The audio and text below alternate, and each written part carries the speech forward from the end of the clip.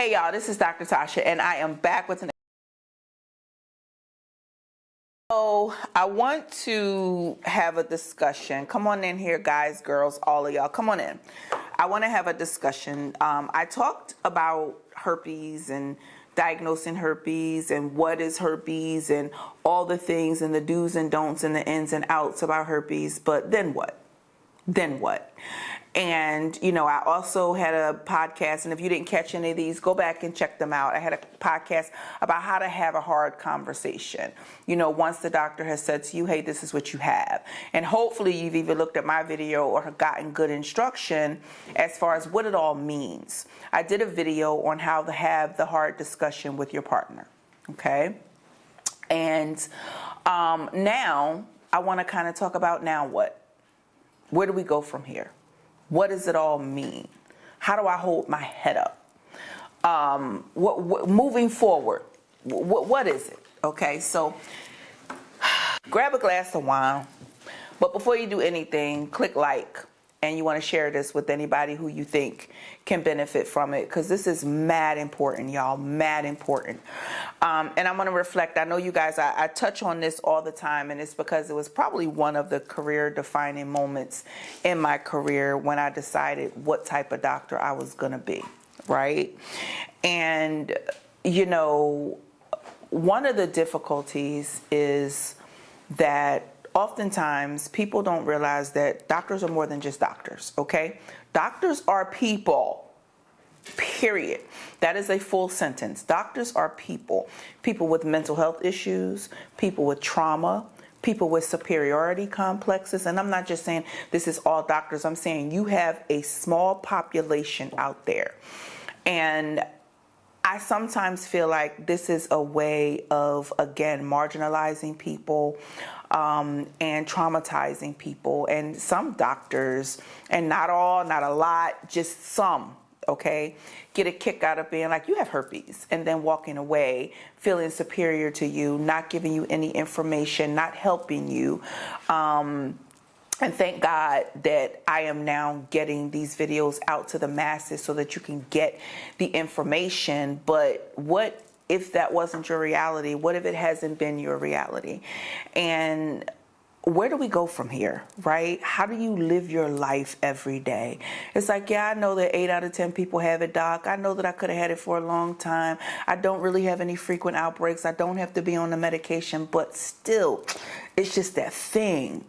And how do I move forward feeling empowered, not I don't know, not victimized, I guess is a good word. And so I want to talk about a lot of different components when it comes to living with herpes, life with herpes. You know, everybody talks about living healthy with HIV. Nobody talks about living healthy with herpes because it's not something that could be fatal for you. So nobody really goes in on it the way they could, should, and need to. So let's talk about some things. So first of all, one of the biggest things that you all have questions and concerns about is disclosure. Okay, do I talk about this? Should I talk about this? And again, I addressed it in detail in my previous video, but it's a situation of disclosure goes 2 ways. We get so many women who are wanting to disclose all of their information because they think for somehow it's respectable or, no, excuse me, respectful, or they feel like it's honest. I don't disagree with that, but you haven't asked for any respect from your partner or any honesty. So it has to go both ways. Okay, and this is for ladies and gentlemen. If you're out there and you're like, listen, I'm just gonna have to tell her I got this. Okay, but did you get any information? And why is that? That is because your partner could also be infected. 8 out of 10 people. Your partner could already be infected and you're falling on a sword as if it's like, oh, you know, please understand. Well, what? So we're not going to get into that. Again, having the hard discussion, I did a video on that previously, and actually diagnosing and what is herpes all about. That was another previous video. Please go and watch. But this is living with herpes. So from here on out, how do you deal with it? if you've already tested positive, I like to give people the autonomy of whether to discuss herpes or not. Now, as far as STD testing, I don't care before you bust down with anybody doing anything, anyway, any shit. Baby, what you need to know is their STD statuses. Point blank, period. We need to know the STD status before you do anything. You may not be ready to disclose your herpes status. You may not know their herpes status yet. But I don't want you having sex with anybody without knowing their HIV, their Hep B, their Hep C, their syphilis. I don't want you having sex with anybody without knowing that. So if you've already tested positive, one of my things is we will do full STD testing. We will not repeat the herpes, because I want you to be able to show your stuff without having to explain herpes if it's not in the will well to do it right now. Not to say that you won't ever do it, but right now. So that's one of the big things. Now, I want to talk about herpes testing as well, because let's just kind of go back to that a little bit. And I'm going to help you guys kind of understand how this may come about. So, I had recently an experience where a person was diagnosed herpes 2 positive. And then specifically it came back as a negative after that, and then it came back as a positive. And she was so excited that she thought the things that she did just took this herpes away and blah, blah, blah, blah, blah. Then she was so disappointed, wanted to cry when let me explain something to you. Okay, let me just break something down for you. Herpes is a virus, ladies and gentlemen. I'm sorry, I always talk to women, so please don't think I'm slighting you guys. It's just a slip of the tongue. It's a virus. So imagine going to purchase something and getting your receipt. Okay, herpes is like that. And you get your receipt, and it takes 6 weeks for your receipt to register in the system. That's how herpes is. It takes 6 weeks for the virus to register with your immune system. Once it's registered and once it's in your immune system, it ain't going nowhere ever. It is tattooed on. It is a permanality. Okay, now you get all these people who like, my herpes was erased, this was erased, that was erased. And I know I'm gonna get all these people, and I'm gonna erase your comments, by the way, who be like, oh, use this and use that, it erased my herpes, and and all these people who coming up with these concoctions. Let me explain how it works. Let's say in order for herpes to be picked up on a test, you have to have a certain amount of it in your blood. Does that make sense? So let's say you have to have this much in your blood in order for the test to pick it up. Okay? But understand, it is a virus. So what happens? Your immune system kind of controls how much is in your blood. It will always be there. But if you're getting rest, you're getting sleep, you're taking care of yourself, you're taking supplements, you're exercising, you're staying away from all this extraneous activity, you are eating, organic food, you're staying away from processed foods, you're taking your vitamins and supplements, your immune system is on cock diesel. It's on it's doing a thing. So what it's going to do is it's going to suppress the amount of virus that you have. It may suppress it all the way down to here. But remember, I said the test doesn't detect it till it's up to here. So it's not that you don't have it. It's just that what we call is undetectable by the test. But now you have a heavy year. You're getting divorced. You're going through a breakup. You gained some weight. You have a stressful job. You're eating poorly. Now your immune system is not functioning as optimally as it was. So now that virus has increased, and boom, it now picks up on the test. Okay, so that's where we get the positive, negative thing. And for people who are trying to convince you that these particular supplements work and they work magic and it's negative, no, likely you took these supplements and again, you started doing things a little bit better, like eating better, drinking water, getting rest, because you were vested in, for whatever reason, getting this test back to say negative. But once it's positive, okay? So there's that. Now, again, how do you live with this thing? Well, first of all, you decide who you tell and don't tell. And again, I don't feel like disclosure is a thing if you're not going to get any information in return. So if you say to somebody, no, get tested for STDs, and all they come back with is gonorrhea, chlamydia, and HIV, it's like, well, where the rest of it? And by the way, y'all all know how I feel. I'm going to keep reiterating that. A man is always going to test negative for trick. Period. So if my trick was negative, baby, hush. But anyway, so the reality of the situation is you'd be like, well, where's your hepatitis B and C? Where's your syphilis? Where is your herpes? and genital herpes specifically, ask. If they haven't provided it to you, then I don't feel like you should be providing it and shouldn't have a discussion about it, period. I'm just saying. If this person decides, I want to proceed forward in a relationship or a sexual relationship, unprotected, people, isn't that, wrong to do that? How do you know he doesn't already have it? You ask, you try to resolve the situation, you try to get resolution and some information. But I just feel like a lot of times people will take it and make it like it's their golden ticket against you. When you have a fight, you lucky I'm here anyway. Why? What does that even mean? It comes up as a point of poking or as a point of, you're lucky I'm still with you. And because it has such a stigma and because people feel so bad about it, they buy into that. To me, it's a form of gaslighting. And so I just feel like you don't give anybody any fuel to gaslight you with. Does that make any sense?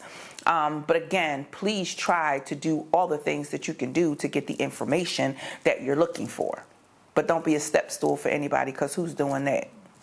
Now, at the end of the day, as long as you guys, do you have to be on medicine every day, all day long? Absolutely not.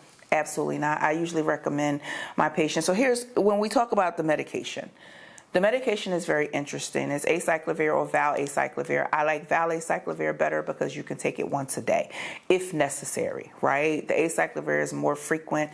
The more times you have to take a medicine, the more likely you are not to take it. Okay, so when we're talking about treatment, right, there is no specific treatment that's going to make it go away. The only thing that the medication does is it decreases how frequently you have outbreaks. That's all it does. So I want you not to try to use common sense with this and say, well, if I'm not having no outbreaks, I'm going to take the medicine because then I really won't have any outbreaks. That is common sense. It is not medical sense. It is flawed logic. Okay? Now, why is that? Because anything a medicine treats, it can trigger. All right? So you can be like, dang, I wasn't having no outbreaks and I started taking this medicine. Now I'm having an outbreak once a month, or now I'm having an outbreak once every 2 months. What can I do? Keep taking the medicine? Because ain't nobody tell you to do that in the beginning. If you would have never known you had herpes without somebody telling you, there's no need for the medication. It's not going to benefit you a whole lot. Okay? Now, if you're a person who has outbreaks, we allow, generally we'll say 1 to 2 outbreaks a year is acceptable. When it comes time for outbreaks, you take the medicine twice a day for 5 days, and then I usually will recommend my patients just to continue to suppress the virus, to take it once a day for the remainder of that month, and then we're done.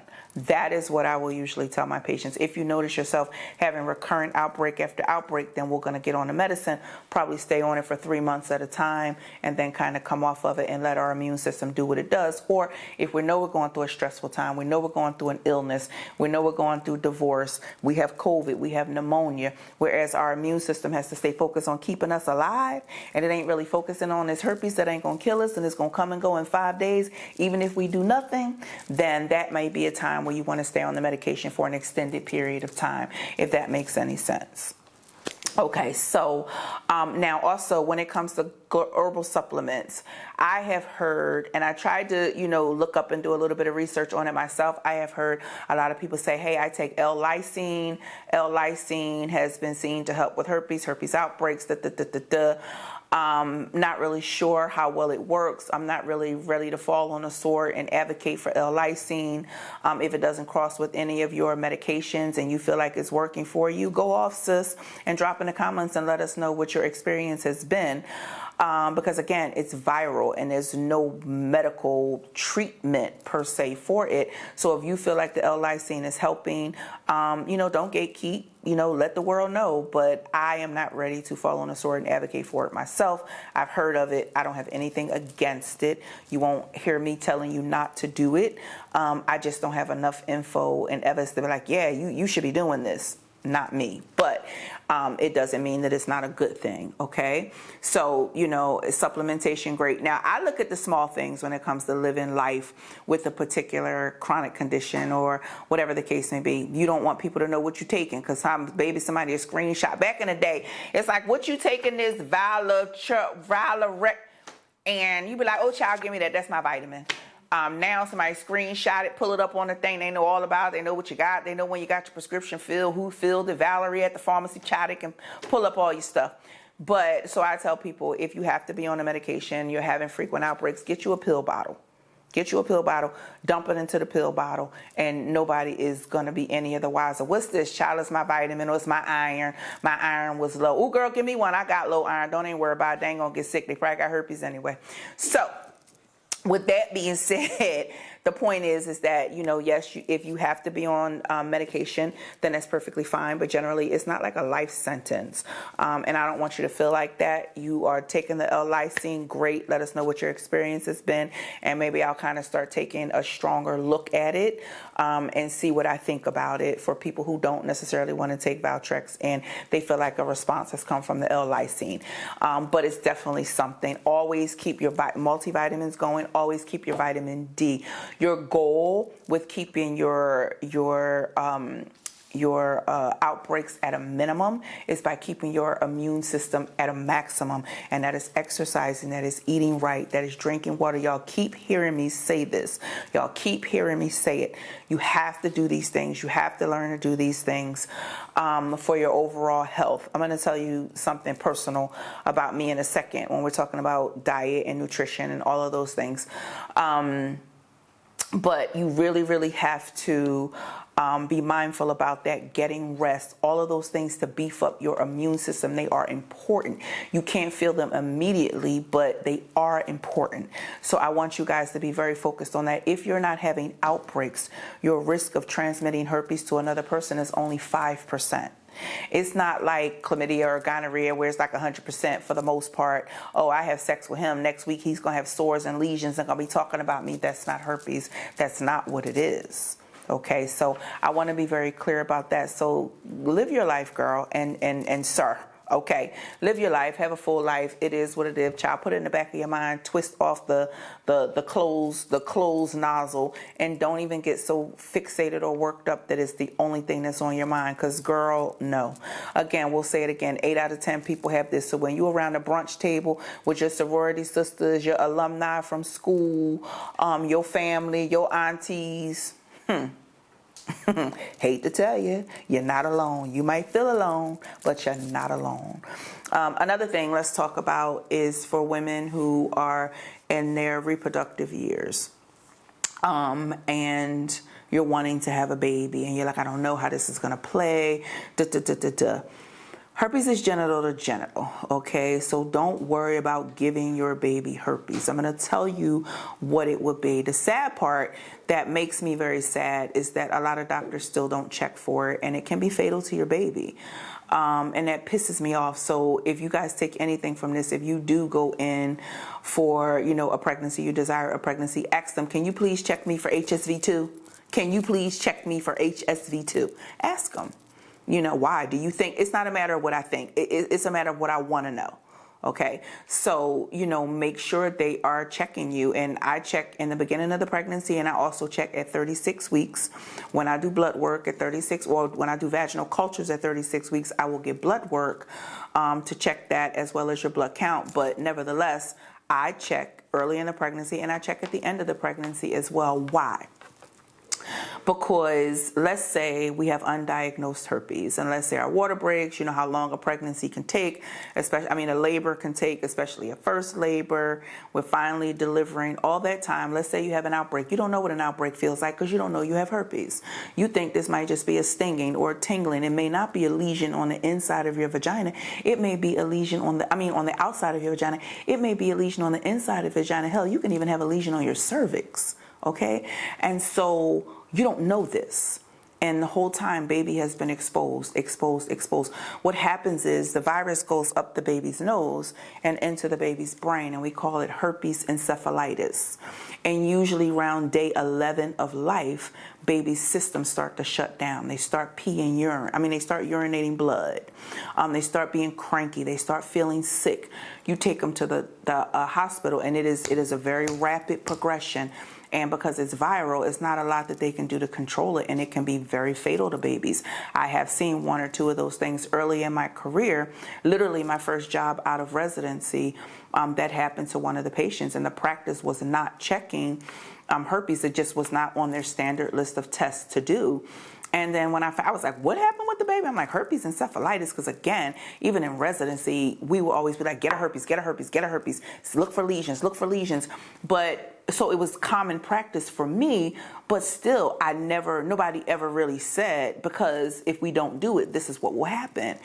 And I'm like, well, why didn't we check if we knew that this could happen? And it was like, well, it happens so rarely. It don't matter whether it happens rarely or not. This lady's baby is gone. Like, even if it happens and we can save one baby, why would we not do that? And it's just a blood test. That pissed me off so bad. And again, that determined why I do a lot of the things that I do.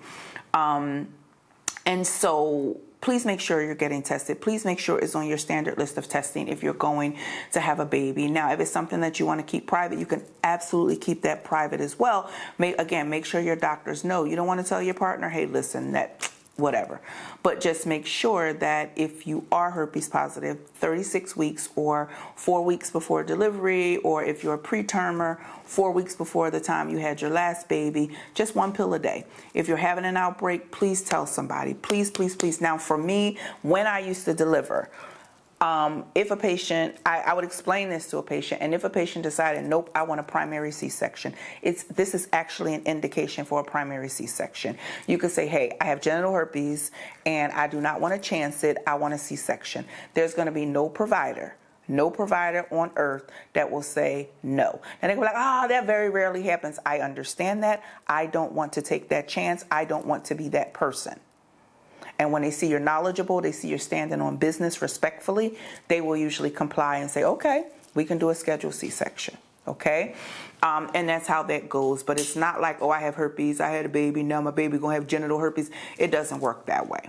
Okay, so also when it comes to any virus that's outside of the body, it usually dies outside of the body. So please don't feel like, my child can't use my soap, my child can't sit on the toilet, my child can't. No, it's genital to genital, because generally outside of the body, it's gonna die. Okay, so please don't feel that way. So, yeah, I got a very strange question one time. I don't sleep in pajamas and my child generally sleeps with me. Are they at risk? Really didn't know how to answer that, because one, it's odd. Two, and hey, listen, I don't judge. I don't judge. I listen to the medicine of it. And I didn't ask the next question. It was like a random question I had gotten on social media, or somebody had DM me or whatever. But I didn't answer the question because I didn't really want to know the answer to the next part, because my answer was, as long as your genitals are not touching, then it shouldn't be a problem. I don't want to know. Especially you're not my patient. You don't, like, that can't live rent free in my head. You're not my patient. I don't want to know the next part. I just went on past it because the whole first part of the question. But anyway, so that is what I want you guys to understand. So yes, you can have a baby. Again, you're going to take the Valtrex, but take it with your prenatal vitamin. So nobody has to know. There's no treatment afterwards. And we go from there. And like I said, if having a vaginal delivery is what you desire, then when you go in, you make sure you tell them, because sometimes stuff is missed in the chart. It's not seen here. This person didn't really look at it. This person saw it but didn't write it down. Be conscious and say, hey, listen, and wait, and have all your guests out. There's a time where it's just going to be you and your providers in the room anyway, and that's when you say, hey, I have genital herpes. Can you check and make sure I don't have any lesions on the inside of my vagina? They will look. They will check. They will be more than happy to look and check. And it's just another confirmation, okay? So don't let having a baby be something that is like, oh, no, this is off the board because I have herpes. No, ma'am. Don't feel like you need to be disclosing your statuses all over the place. Baby, if somebody don't tell you their business, don't tell them yours. Point blank. Period. Again, I'm not encouraging people to hide their herpes status, because I'm sure there's going to be somebody in the comments that be like, no, I'm not. What I'm saying is that full disclosure is just that full.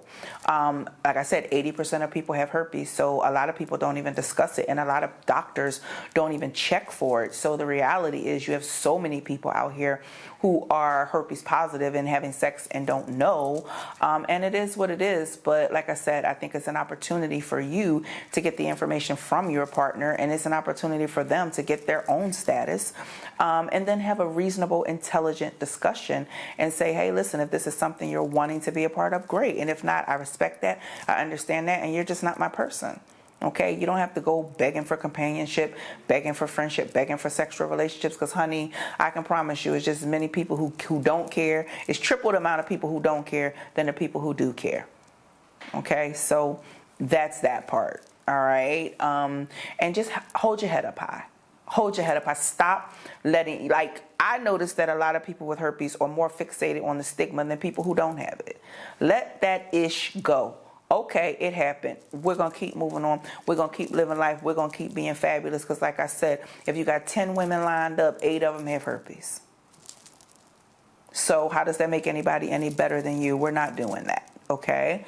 So again, get information where you can, so that the goal and the desire is to disclose, but you disclose once you understand and have somebody else's status. Stop giving up all the information and just letting everything flow. No, that's your personal medical information. And like I said, you don't know what people are capable of until they do what they do. So don't just give all your information, and now it's here and now it's there, and now somebody done had a Facebook discussion about it or whatever. We're not doing all that, okay? So once you know their status, then you have an intelligent adult conversation about where y'all are going with your relationship. And if the person can't respect your status and is not okay with it, that's just not your person. Let me say it again. All right. I hope you guys are understanding what I said about the testing and how it can come back positive, negative, positive, negative. It does not mean it's going away. And like I said, as far as lysine, there's no treatment for it. Please stop being duped and thinking there's a treatment. It is not. It is medically impossible. It is just not. And I don't frequently say things are impossible, but it is medically impossible. By all we know in the scheme of medicine, it is medically impossible. But who cares? As long as it's controlled, as long as you're not having outbreaks, who gives a damn? Like, because you see a negative on the test, does that make you feel better? Because like I said, it is about what can be detected, not what is actually there. But if you're the type of person who needs to have that, negative to make you feel better, okay, sis or bro, go off.